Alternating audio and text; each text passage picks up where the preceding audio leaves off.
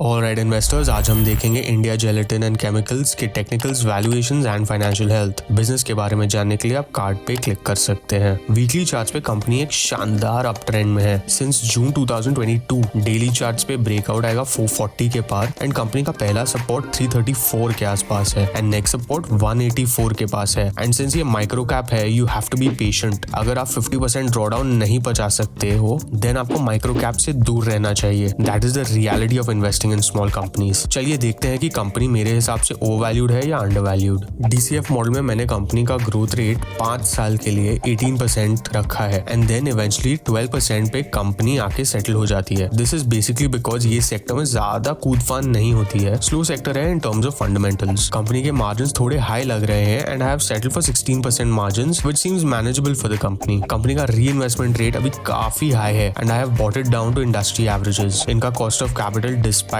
Date high है and again I bought it down to industry averages. ये सब करके मेरा वैल्यू आया around 442.21 which makes the company undervalued on our base assumptions. So I ran simulations because it's always better to get a range of values. तो मैंने revenue growth rate between 15 and 21% लिए and margins between 14 and 20%. Based on this मेरा price distribution कुछ ऐसा दिखता है। मेरा value 450 से 600 के बीच में होगा। तो टेक्निकल्स एंड वैल्यूएशंस मिला के मैं क्या करूंगा? वेल अभी कंपनी का ट्रेंड इनडिसाइसिव है तो I'll wait to make an entry into the stock. 440 के आसपास आएगा तो मोमेंटम के साथ इन्वेस्ट कर सकता हूँ एंड अगर नीचे आया तो इवन बेटर, स्टॉक को बॉटम आउट होने दूंगा एंड देन जब रिवर्सल आएगा तब इसमें इन्वेस्ट किया जाएगा। बट अगेन ये स्टॉक के लिए मेरा अंदाजा है एंड आपका व्यू कंप्लीटली अलग भी हो सकता है which is also fine. Moving on to the financials of the company, इसका मार्केट कैप अराउंड 300 करोड़ के आसपास है, रोज 25% के आसपास है एंड रिटर्न ऑन इक्विटी 19 का है। स्टॉक का पीई 9 के आसपास चल रहा है। पीएनएल पे सेल्स 16 एंड 17 में डिप हुए थे and as discussed in the business analysis video, ये government ban on slaughter houses की वजह से हुआ था। सिंस देन कंपनी के सेल्स पिकअप हुए हैं and are growing consistently. Here is a breakdown of the sales. As you can see around 50% revenue इनका एक्सपोर्ट से आता है एंड कस्टमर कॉन्सेंट्रेशन भी ज्यादा नहीं है। मार्जिन्स भी ग्रेजुअली इंप्रूव हो रहे हैं। इंटरेस्ट हार्डली है कंपनी के पास एंड डेप्रिसिएशन कांस्टेंट है। कंपनी का नेट प्रॉफिट लास्ट 2 years में मेजरली इंप्रूव हुआ है and this flows from the